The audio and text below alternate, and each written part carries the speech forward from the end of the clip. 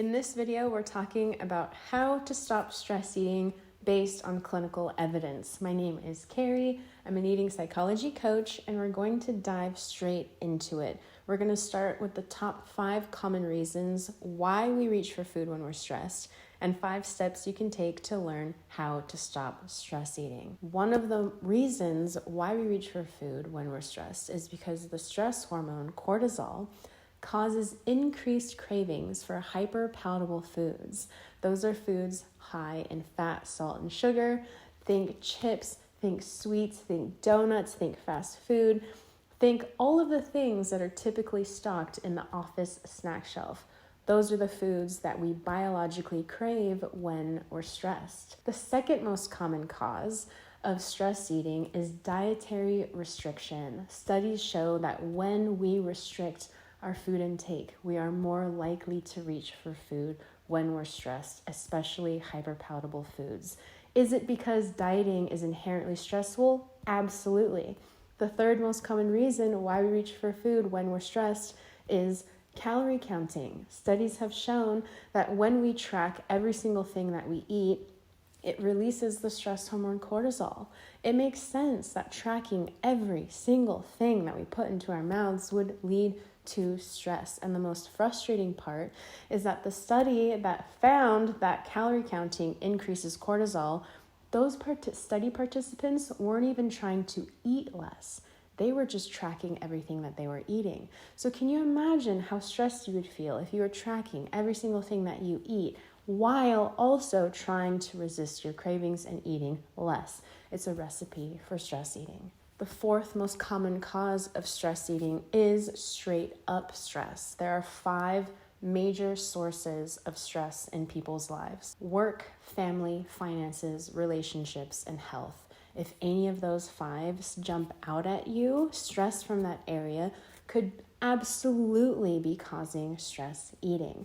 And finally, the 5th reason why we gravitate to food when we're stressed is because our brains are wired to seek out rewarding food when we're stressed. Studies have shown that stress literally alters the way that our brains are wired, causing us to seek out rewarding, pleasurable foods like hyperpalatable foods. All of this is extremely frustrating. I have been there. I know what it's like. So let's talk about the steps you can take to learn how to stop stress eating. Step number 1 may sound obvious, but it's very important. And step 1 is to reduce stress. I know it sounds obvious, but I say it because a lot of us want to respond to stress eating by tightening up ship. We want to create food rules. We want to keep all of our snacks out of the office. We want to keep all junk foods out of the house. We want to create food rules. We want to get on a diet plan. But all of those steps are associated with increased stress. So really, it's a form of self-sabotage. We're making it even harder on ourselves. And so instead of tightening up ship, focus on whichever of those 5 areas is the most stressful for you. And then try your best to decrease that stress. And I know that is way easier said than done. And I also know that it's just straight up inaccessible to some people. Some people can't find a less stressful job. Some people can't have a less stressful family life because they're taking care of small children by themselves.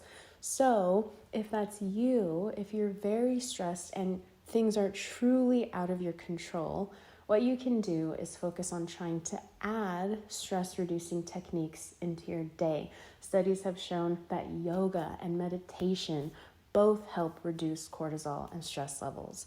So do what you can to reduce the overall stress in your life. Your health and your well-being is worth it. And if you can't do that because things are truly out of your control, do what you can to add stress-reducing techniques into your life. The second step for learning how to stop stress eating is to give up the food rules and listen to your body. That means eating when you're hungry, eating the foods that genuinely appeal to you when you're hungry, and stopping when you're full. This is also known as intuitive eating. And a lot of us, as soon as we hear the words, give up the food rules, we can't listen anymore because we are afraid of weight gain. We are terrified of losing control because we think that the food rules are the thing that gives us control.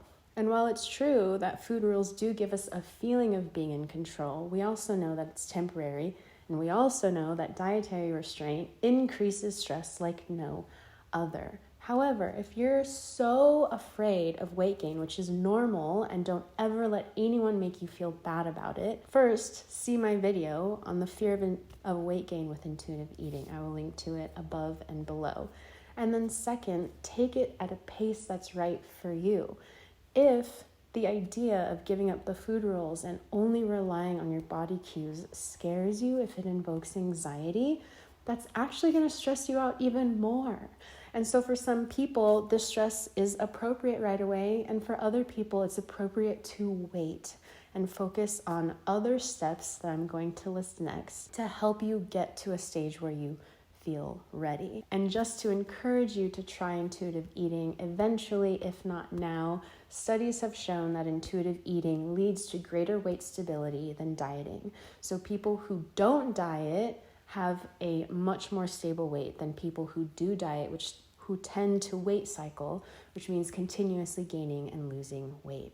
Intuitive eating has also been shown to improve physical health, psychological health, reduce anxiety, improve body satisfaction, and honestly lead to better eating habits than dieting, not because better eating habits are the goal, but because that's genuinely what happens when you give up the food rules and listen to your body and make food decisions based on health as well as enjoyment.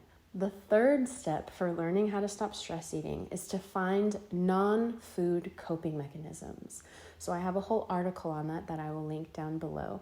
And what this essentially means is having a nice list of self-care tasks that we can reach for when we feel the urge to buffer with food.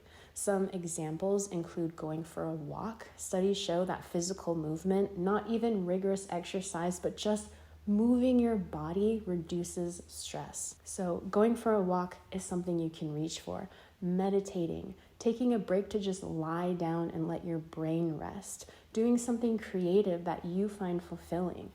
Create a list of non-food coping mechanisms that you can reach for when you want to reach for food out of stress. However, this step is helpful, but it is not always accessible.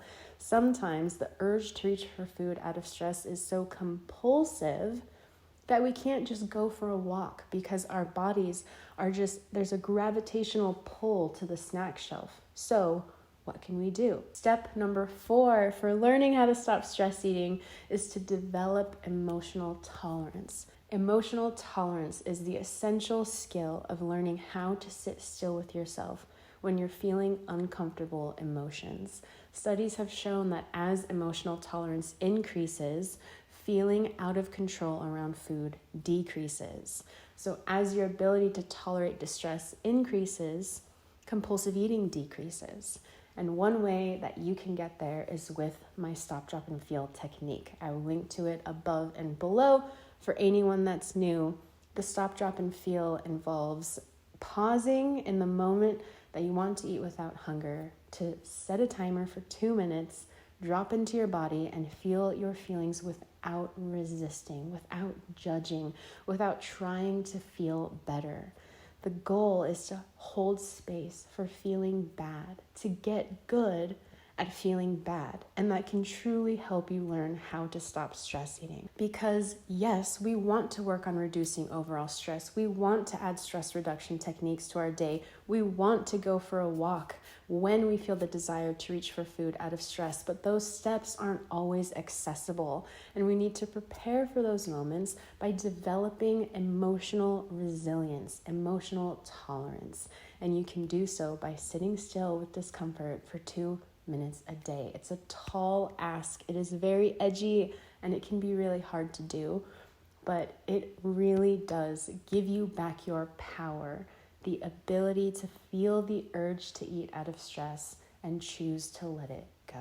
And finally, the 5th step for learning how to stop stress eating is to develop self-compassion. Those of us that struggle with stress eating and compulsive eating are so hard on ourselves. And my personal theory as to why is because diet failure causes us to criticize ourselves, except diets don't work. And so we continuously go through the restrict binge cycle where we hop on a diet, we fail, and then we binge eat. And every single time we're criticizing ourselves. And so we've almost programmed ourselves and wired our brains to resort to self-criticism. And so we need to train ourselves to be nice to ourselves. You can develop self-compassion by giving up dieting and letting it come naturally, or you can intentionally take time to write a letter to yourself, encouraging yourself. You can even just place your hands on your heart for a few seconds and just let yourself know that struggling with stress eating is normal. It is a normal human response to cortisol, to feeling stressed, to feeling all of the other negative emotions that come with stress. And there you have it. Those are the causes and the steps for learning how to stop stress eating. I hope that they're helpful. I hope that they point you in the right direction and that you take things at a pace that makes sense for you and that you listen to your body every step of the way. If you like this video, please give it a thumbs up and don't forget to subscribe. Drop me a comment. I read and reply to every single one, and I will see you guys in the next one.